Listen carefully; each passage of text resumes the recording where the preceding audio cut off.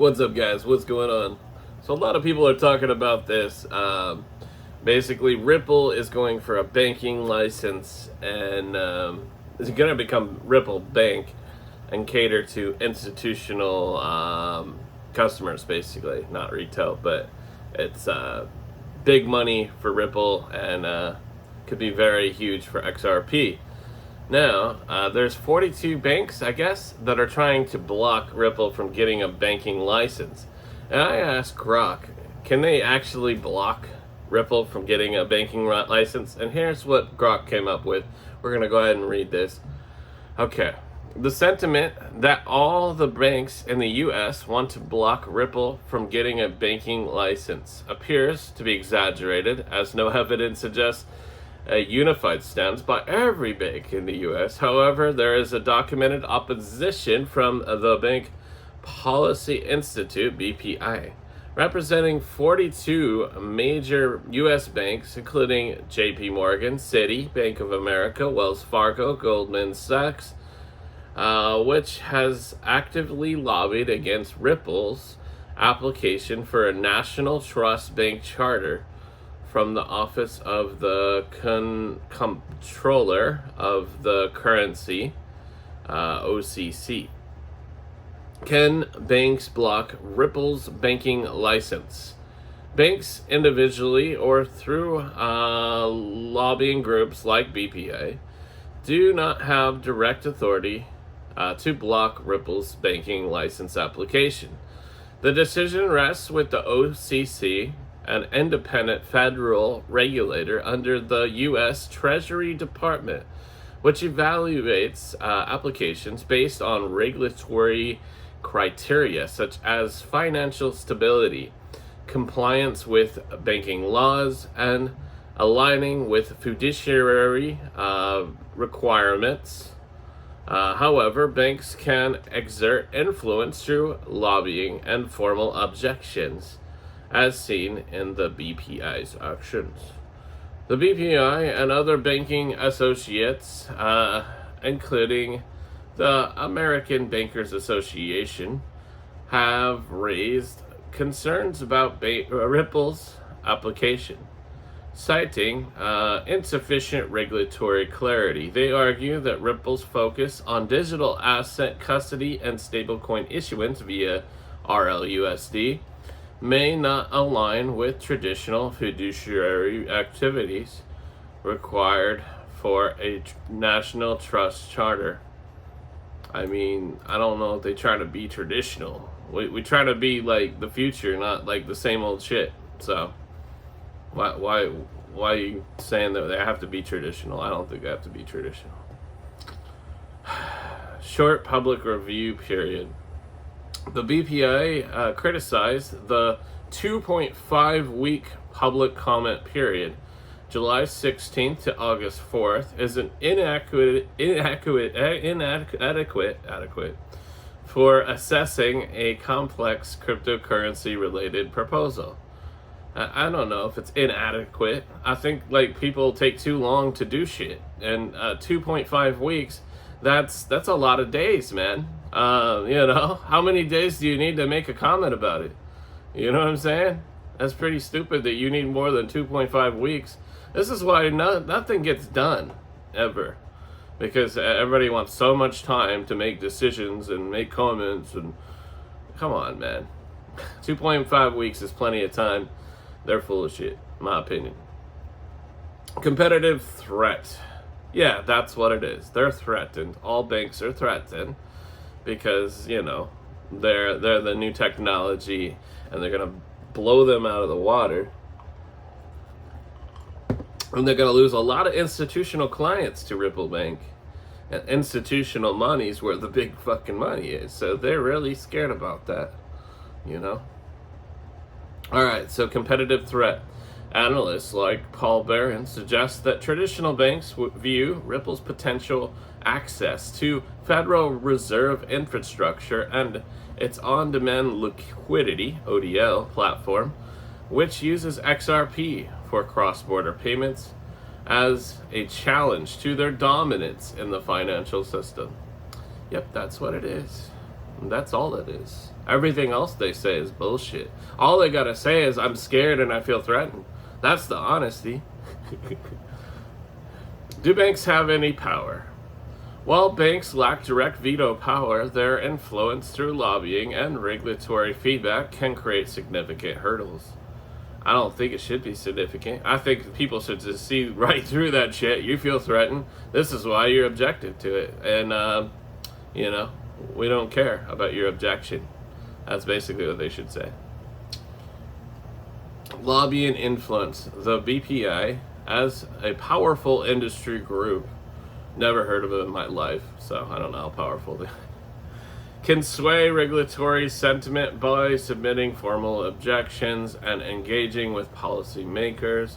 Their arguments about regulatory clarity and compliance could prompt the OCC to scrutinize Ripple's application more closely or extend the review process.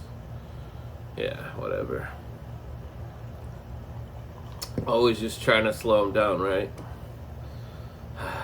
Regulatory pressure. The BPI's objections align with broader concerns about cryptocurrency integration into regulated finance. If regulators perceive Ripple's business model, particularly its XRP holdings, as a risky, under Basel capital requirements, which mandate dollar for dollar capital reserves for assets, this could jeopardize approval.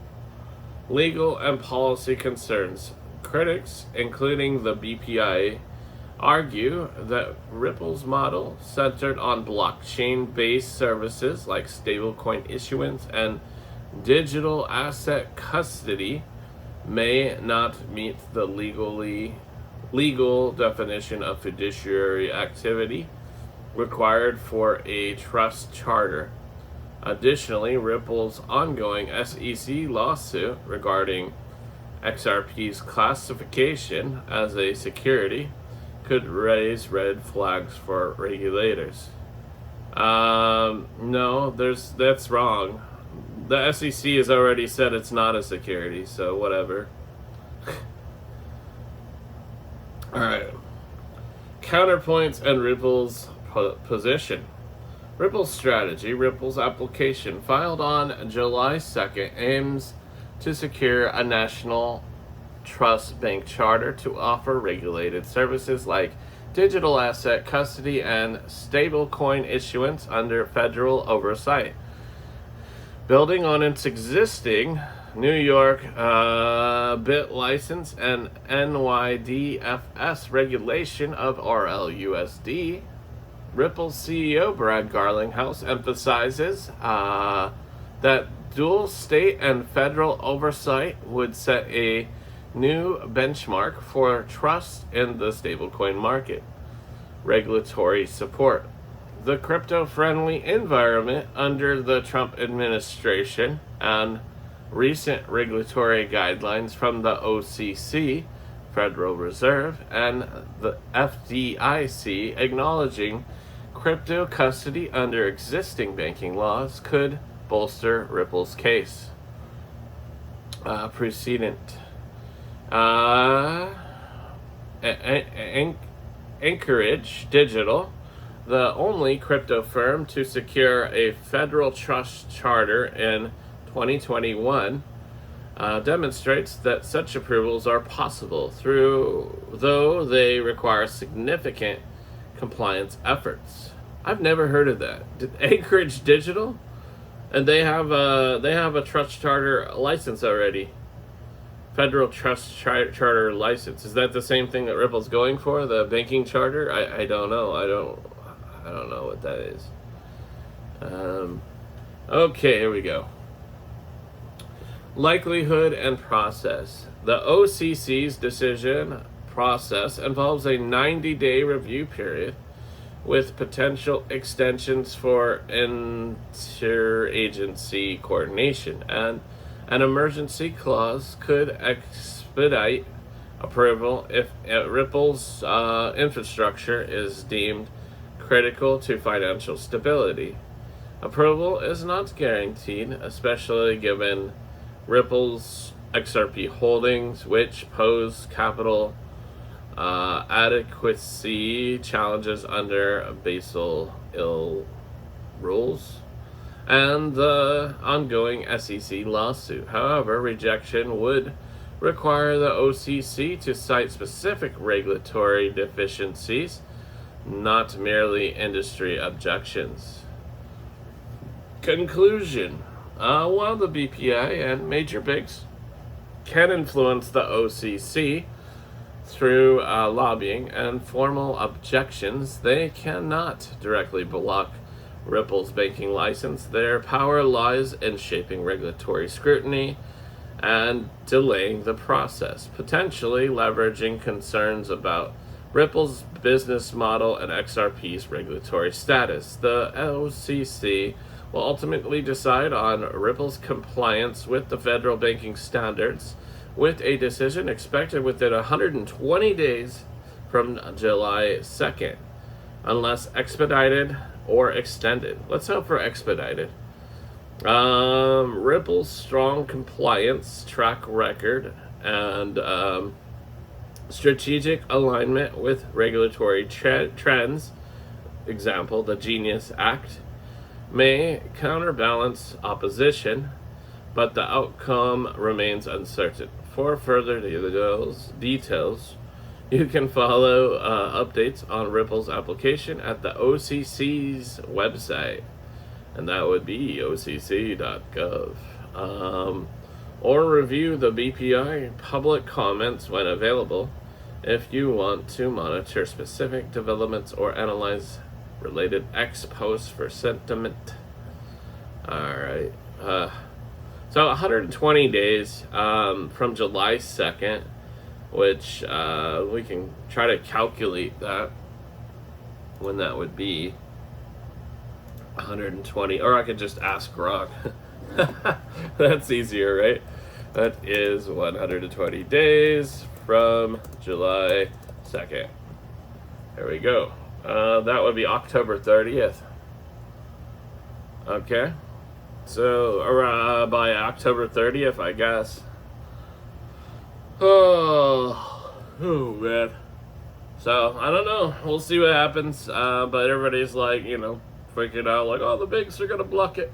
And I think Trump doesn't really like the banks too much, and wants crypto to, flourish, and we don't want to hinder innovation. So he I don't know, maybe he could do something to get Ripple to get this banking license. I don't know what he could do. I mean, I guess he's going to get a replacement for Jerome Powell now. I don't even really know how that will go about. That's crazy. So, yeah. President has a lot of power, but I don't know how much power he has in this. I mean, we can ask Grok.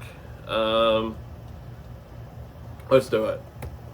How much power does the U.S. president have in Ripple getting this banking license? U.S. president has limited power over whether Ripple obtains National Trust Bank charter from the Office of the Controller of the Currency, OCC, as the decision is primarily a regulatory matter handled by the OCC, an independent bureau within the U.S. Treasury Department. However, the president can exert indirect influence through appointments, policy direction, and executive actions. I was thinking executive order or something. Below is a breakdown of the president's potential influence on Ripple's banking license application. Direct power, minimal. OCC autonomy. OCC operates independently to ensure impartial regulation of national banks and federal savings associations. The president cannot directly order the OCC to approve or deny Ripple's application, as it would undermine the agency's regulatory independence. no veto or approval role. The OCC's decision-making process for charting applications governed by the federal regulations involves technical assertion or assessments of financial stability, compliance, and fiduciary capacity. The president has no formal role in this process. Indirect power, significant but limited. The president can influence the broader regulatory environment and key personnel, which could impact Ripple's application. Appointment of key regulators. The president nominates the comptroller of the currency, who leads the OCC and sets its regulatory tone.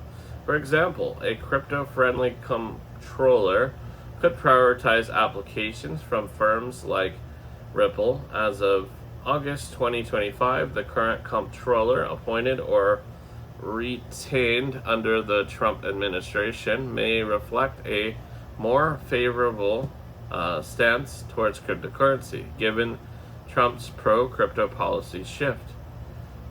His July 2025 Bitcoin conference speech advocating for crypto innovation. The Senate must confirm the comptroller, limiting the president's unilateral control, but a favorable appointee could streamline or scrutinize Ripple's application. Similarly, the president appoints the Treasury Secretary, who oversees the OCC and can influence high-level policy priorities, such as integrating digital assets into the financial system. Executive actions and policy guidance. The president can issue executive orders or memoranda directing federal agencies to prioritize innovation in financial technology or cryptocurrency. For instance, Trump's administration has signaled support for digital assets, as seen in his call to make the U.S. crypto capital of the planet. And recently, regulatory guidance, example, OCC, Federal Reserve, and the FDIC rules allowing banks to custody crypto assets. Such directives could encourage the OCC to view Ripple's application favorably, especially if framed as advancing U.S. competitiveness and global finance. All right, influence of regulatory issues. Ripple's application is complicated by its ongoing SEC lawsuit, which I hear that shit could be closed like by the 15th, like by next week, Friday, I guess. So, I don't know. We'll see what happens, but I think that could be closed like right away, like soon. And that would be great.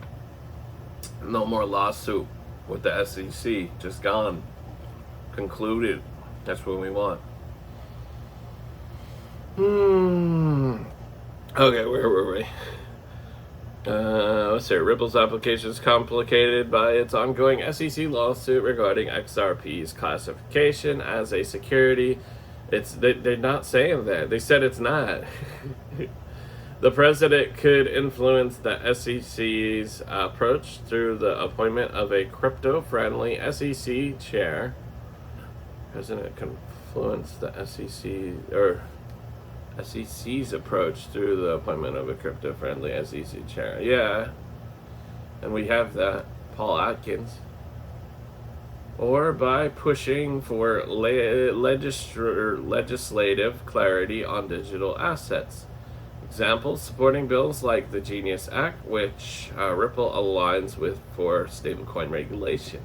A pro-crypto SEC chair could reduce regulatory pressure on Ripple, indirectly easing concerns the OCC might have about XRP's legal status. Public and political pressure. The president's public stance can shape industry and regulatory sentiment. Trump's vocal support for cryptocurrency could signal to the OCC that approving innovative firms like Ripple aligns with national policy goals, especially if Ripple's charter is seen as enhancing U.S. leadership in blockchain technology. Conversely, if the president were to adopt a skeptical view of crypto, which he doesn't really have a skeptical view of crypto anymore, this could embolden traditional banks via the Bank Policy Institute to lobby harder against Ripple. No, that's not reality. He's got a full-on pro-crypto stance, and he doesn't like the banks, so why would he join with it? It's not gonna happen. Okay. He's on our side, I think. I really believe that. Limitations, regulatory independence. The OCC's decision must adhere to legal and regulatory standards, not political whims. Even a pro-crypto president cannot override a denial based on legislative concerns.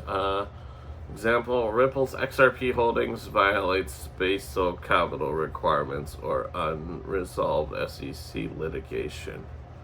Time constraints. The OCC review process is 90 to 120 days, which we figured out was going to be like 120 days would be like August 30th would be the deadline. I'm sorry, not August, October 30th. Potentially ending by October 30th, operates on a fixed timeline. Presidential influence via new appointments or policy shifts may not materialize quickly enough to affect Ripple's current application. Congressional oversight. The president's influence is checked by Congress, which oversees the OCC and the Treasury Department. Legislative actions like Financial Innovation and Technology for the 21st Century Act could redefine crypto regulations, limiting or amplifying presidential impact. Ripple's context. Ripple's application for National Trust Banking Charter, filed on July 2nd, seeks to expand its regulatory services, example, digital asset custody and RLUSD, stablecoin issuance. The Trump administration's crypto-friendly policies include support for stablecoin frameworks and federal charting for crypto firms, could create a favorable environment. However, opposition from major banks, example Banking Policy Institute, and 42 members, including JP Morgan and Citi, and regulatory hurdles tied to XRP status could still outweigh presidential influence.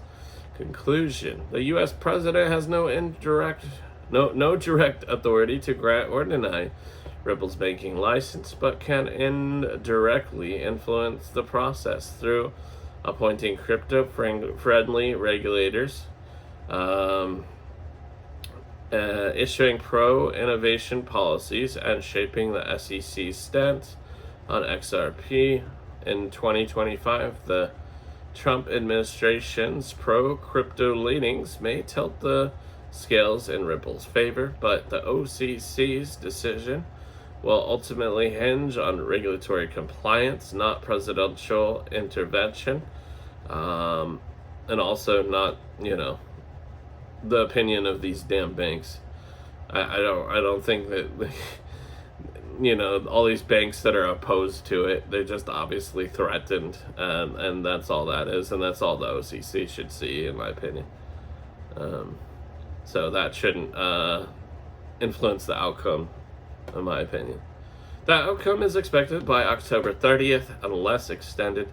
For real-time updates on regulatory developments on or related X posts, let me know, and I can search and analyze further. Okay, so that's it. So yeah, I guess we learned a lot there. Basically, the banks don't have that much power. They can just, complain and, let everybody know they feel threatened, basically. And Trump, has some power. He's appointing people that are favorable towards crypto. That's good. So I don't know who's currently in charge of the OCC. If they're crypto friendly, we can ask. Is current chair of OCC crypto friendly? The current comptroller of the currency as of August 6th is Jonathan Gould, confirmed by the U.S. Senate on July 9th, 2025. I mean, he just got confirmed and everybody's crypto friendly, so I'm gonna guess he's probably crypto friendly. So let's see here. He got confirmed for a 5-year term, and that was on July 9th. Gould is widely regarded as crypto friendly due to his prior experience and actions at the OCC during his tenure as senior deputy comptroller and chief counsel through 2018 and 2021. He served under acting comptroller Brian Brooks, a known advocate for cryptocurrency. Wow, this sounds great. I think this shit gotta get passed, y'all. I think they're getting that banking license. It sounds real good. I don't think I gotta read it anymore. This guy seems friendly, and then, everybody seems friendly with crypto on the OCC. So, yeah, I think we're good here.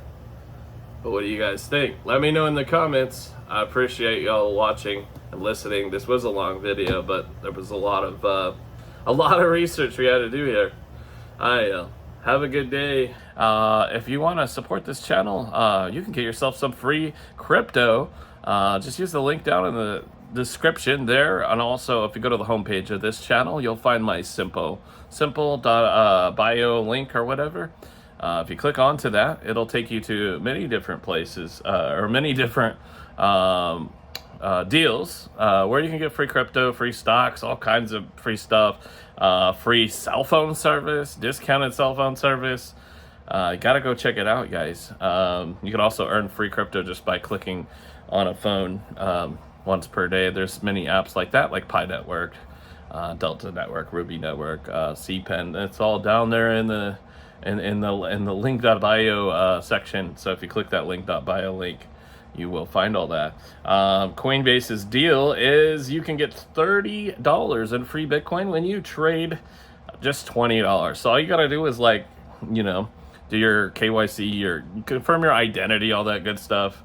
You add like a payment method, like a bank account and or debit card, and then just simply buy $20 worth of XRP or Bitcoin or whatever you want to buy. It's totally up to you. But when you spend $20, you get $30 free. I think they pay that in Bitcoin or stablecoin, not sure. But $30 free, and whatever it is, you can always swap it to whatever you want there on Coinbase. Coinbase is very user-friendly, very US-friendly. So, yeah, check it out. Another one is Uphold. You can get $20 in free crypto when you trade over $100 there on Uphold. So, trade over 100 there and get another 20 free. That's pretty awesome. The link is in that link.bio link down in the description, and also on my homepage of this YouTube channel. And yeah, I guess Webull is offering free stocks, so I think you want to deposit over $100, I believe it is, and you get up to, it's anywhere between 3 and 75 fractional shares. I don't know if it's based on like your deposit size. It might be, but each fractional share can be valued up to, I believe, I'm not sure, but I think it's like $2,000, which is crazy. So link is there on the link, the simple.bio link. Check it out. I appreciate y'all very much for your support, and I hope to see you guys very soon. We'll be doing daily crypto videos, so it's gonna be fun. Smash the like, subscribe, and peace out till next time. And leave me a comment down below and let me know what you think about all this.